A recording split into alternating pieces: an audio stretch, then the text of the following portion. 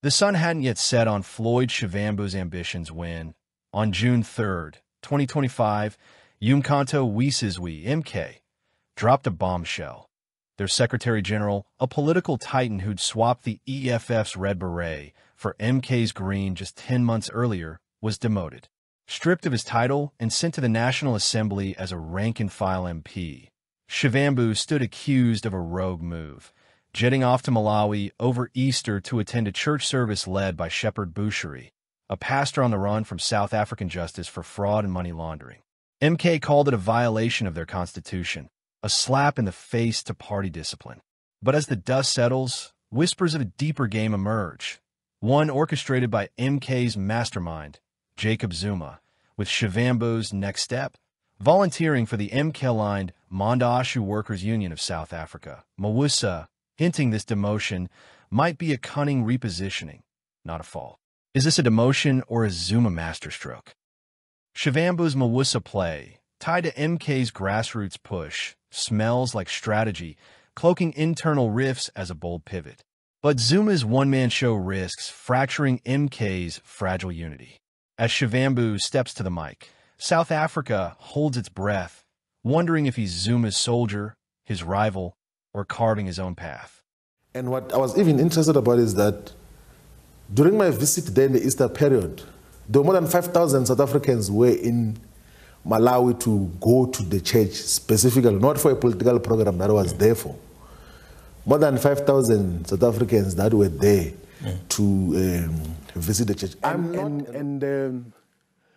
You know, going to religious institutions is a personal choice of anyone who can do it. Viva Mawusa, viva!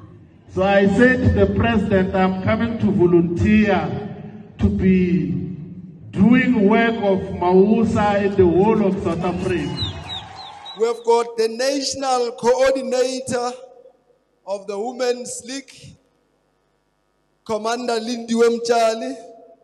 I'll be calling her to the front to introduce the Secretary General of Umkhonto weSizwe. Manda! Siphethu nobhala amandla. Long live President Jacob Zuma, long live. Long live President Jacob Zuma, long live. Viva Umkhonto weSizwe Party, viva. Viva MK Women's League, viva. Viva MK Youth League, viva. Viva MK Student Movement, viva. Listen properly. Viva Mawusa, viva. Viva Mawusa, viva. Viva ATM, viva. Amandla. Commander's morning. Commanders, it's a great honor and privilege to introduce unobhala on a content like South Africa. Unobhala on a content in South Africa. The one and only Nobhala with content in South Africa. You're welcome, SG. Thank you. Kwaza Mkhonto, kwaza. Jikijela Mkhonto, jikijela. Happy birthday, President Jacob Zuma. Happy birthday. Happy birthday, President Jacob Zuma. Happy birthday. So in Umkhonto weSizwe, the primary focus now is MK's revolutionary path to state power. 2, we must define as activists, as structures of Umkhonto weSizwe, as to who are our domestic, strategic, and tactical friends. So as a branch of Umkhonto weSizwe, as a sub-region of Umkhonto weSizwe, as a region of Umkhonto weSizwe, you must sit down and talk who are the people we should have strategic and tactical alliances with. Which ones? Here in Johannesburg. Here in Johannesburg. Here in Gauteng province. Comrade Convener, you must know which are the largest black constituted institutions and formations here in Gauteng province. Listen properly. There's a gathering in Zuurbekom this coming Easter. There's a gathering in Orlando Stadium this coming Easter. What is the role of Umkhonto weSizwe in those gatherings, and what are those gatherings? There are so many gatherings that are taking place where our people are. What is the strategic and tactical relationship that Umkhonto weSizwe is going to have with all these formations of black people? And in our characterization of the domestic, strategic and tactical alliances and friends, we even took time to give characterization of other political formations. Let's talk about how you would characterize right now your relationship with the leader of the MK party, President Jacob Zuma. I mean, how are things there? Are you in the dog box after visiting Shepherd Bushiri in Malawi? I mean, the Daily Maverick is reporting that you're at odds with the leaders, and you claimed that he'd given you his blessing. No, look, do you know, as a Secretary General and like all other Secretaries General and provincial secretaries and regional secretaries would do, there is nothing which I do without informing the president. There is no political program that I engage myself in without making the president aware. And there is no decision that I communicate to the membership of MK and externally without the president knowing. So he was aware prior to you getting on a plane and going to Malawi. I want us to be specific about that. Yeah, let me be specific about that. So when we went to the inauguration of the president of Namibia, yes, Comrade Triple N, she's known as Triple N, in Namibia. So after the inauguration, when we were now at the tables where they were serving lunch after the official inauguration, I did say that we were sitting with former President Joyce Banda and the former President Modise of Botswana. So Joyce Banda is the former president of Malawi. Yes. And then the incumbent president, the deputy president of Malawi called MK-aligned. And they both kept on saying that we want to have engagement with MK. And the president says that the Secretary General is here. He must interact through the Secretary General. If there's going to be further engagement, let's have through the Secretary General. I then went to Malawi during the Easter weekend for political engagements with former President Joyce Banda and current Deputy President MK-aligned. There's elections in Malawi in September. Yes. So there were discussions about a variety of issues which are not due for public communication in terms of the approach of the Malawi question. But that was primarily the whole thing. And one thing which I never apologized on and I will never apologize on is when I went to see Prophet Shepherd Bushiri and then he said, let's go to church. I said, I will go to church. I'm like those who say that I am glad when they say unto you, let us go into the house of the Lord. I'm compliant. Despite like the concerns of him evading of arrest and what that means for the MK party and what it stands for and constitutionalism and upholding the rule of law. I honestly I mean, those were genuine. You can admit those were genuine concerns, right? No, I think they were misplaced actually. Like there was, I think there was just unnecessary misplaced exuberance around it because I'm not responsible for law enforcement in South Africa, one, but two, as a matter of fact, there is no court ruling in Malawi within the criminal justice system that links both countries that has instructed that he must be deported to South Africa. If there was such, he would be hiding in Malawi, then that would have made him a fugitive.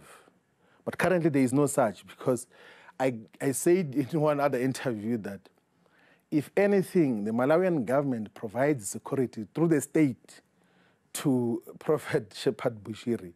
in terms of what it does. There are so many projects that is involved in there, which is supported by government and in full collaboration with the government. And the South African government is fully aware of that. It has got nothing to do with me. And you know, going to religious institutions is a personal choice of anyone who can do. I go to so many religious institutions. I go to even religious institutions whose faith I don't associate with for different reasons that we have to do, and we have to listen to different people. But I attended the Jesus Nation Church in Malawi because I had to listen to the sermon on the Easter weekend of 2025, and I don't think that there was anything wrong with that. Like, if South African government from wants, an optics perspective, yes? Yeah, if South African government is looking for Shepherd Bushiri, they know what process to follow, and doesn't have to do anything with Floyd. There's no Floyd Shivambu who is going to enforce any law, because I do not have the permissibility and the constitutional or legal legislative right to could enforce any law. What informed you to go and see someone who's wanted, who's a fugitive? So, you know, in March the 21st, we visited Namibia with President Zuma. So when we were in Namibia, in the table that we were sitting in after the official inauguration, we were sitting with former President Joyce Banda of Malawi. Yeah. And we're also sitting with the incumbent Deputy President MK-aligned of Malawi as well. And then we had, you know, like, because we are in a table, small talk, exchange contacts. And President Zuma said that we must make follow-up on the discussions that were being raised there. So I went to Malawi to see former President Joyce Banda, and I spent a lot of time with her. And then I went to see incumbent Deputy President MK-aligned. We had very meaningful discussions, and both are a proper leadership which can change the politics of Malawi if they were to be given whatever responsibility they can be given in the future. But also here in South Africa, we had been in discussions with one of my former colleagues in the Pan-African Parliament called Enoch Chihana, who is one of the presidential candidates there. So we want to have a political discussion whose outcomes we will communicate once we're mandated to communicate in terms of what were the discussions. And after that, I went to see Prophet Shepherd Bushiri, and to have broad discussions. I know him, like, we used to have interactions when he was here in South Africa. And then he said that, I'm going to a church service later on, let's go. Where am I to could refuse to go into church? Like, I've been to so many churches. I've been to the Nazareth Baptist Church. I've been to so many churches in South Africa. And what I was even interested about is that during my visit there in the Easter period, there were more than 5,000 South Africans were in Malawi to go to the church specifically, not for a political program that I was there for. More than 5,000 South Africans that were there to visit the church. I'm not a law enforcement agency, and as far as I'm concerned, there are no issues. There is no directive in Malawi. The Church of Shepherd Bushiri is protected by the Malawian state. His households are protected by the Malawian state in terms of what happens. He plays a huge role in terms of development of Malawi, in proper investments that are happening there, and appreciated by the people of Malawi. Yeah. I went to the church because who am I to refuse to go to the church? I had to go to the church, and I didn't speak anything at the church. I just attended to listen to the sermon. But the optics, Mr. Shivambu, you are a leader of the official opposition in South Africa. Yes. And this individual is a fugitive from law in South Africa. So those optics, and on top of it, your party issues a statement dissociating itself. Yeah, I think the unfortunate statement was out of the misunderstanding as well of what got to transpire in terms of the visit itself.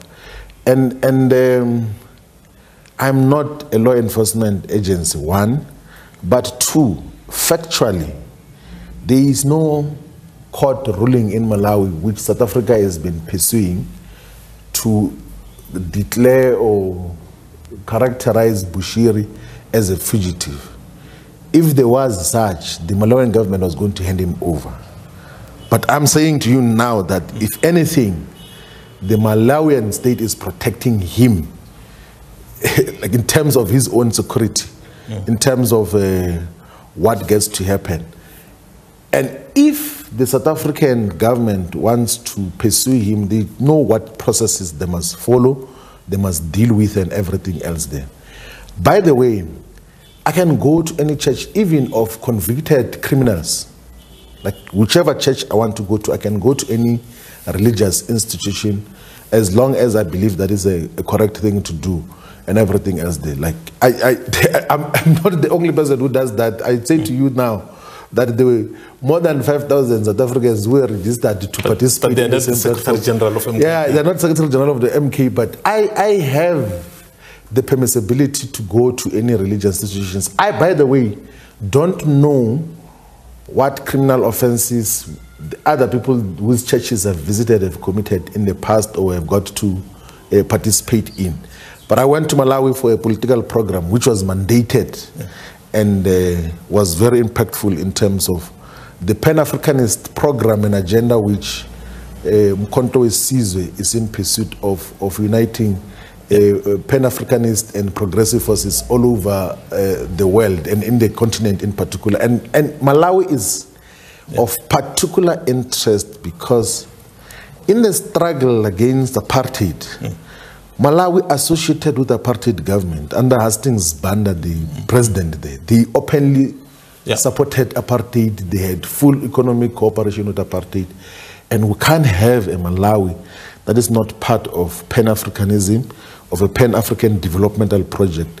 So the politics of Malawi must be contested and guided from that point of view. So that is what we're busy with in Malawi. I thought I must clarify this because people thought that I was in a religious pilgrimage. I was not in a religious pilgrimage. I was in a political visit which had to deal with political issues. Well, Mr. Shivambu. So comrades, you will know that until a week ago, I had a full-time responsibility as the Secretary General of Umkhonto weSizwe. Now I do not have any full-time responsibility. So I said to the President, I'm coming to volunteer to be doing work of Mawusa in the whole of South Africa. I came to volunteer to go and assist the growth and presence of Mawusa in the provinces of Eastern Cape, of Western Cape, Northern Cape, and the province of KwaZulu-Natal. So Mawusa must have members in all the regions of KwaZulu-Natal, from Utukela region to Amajuba, to eThekwini, to Ilembe, to Ugu, to Zululand, to Mkanyakude, must have members in Umgungundo. Mawusa must have members and activists in all the regions of the Eastern Cape. There must be members of Mawusa in Jotabi region, in Krisani region, in Amatol, in OR Tambo, in Alfred Nzo, in Nelson Mandela Bay, in Sarah Bartman. There must be existence of Mawusa in all the regions of the Western Cape, in Cape Metro and Overberg, in the Southern Cape, in Central Karoo and the West Coast. The reason why you need a union that exists in all corners of South Africa is because when you are a bigger union that represents all the community workers and EPWP workers of South Africa, your voice is going to be heard, your voice is going to be strong. That's a wrap, folks. But before you go, keep this in mind. Their smoke and mirrors are just theatrics, pulling your focus from what truly matters. The real fight? It's always been about the land and the economy. Stay sharp, stay woke, and we'll catch you next time. The most important person in the world is the storyteller. The storyteller sets the vision, values, and agenda of an entire generation to come. Steve Jobs.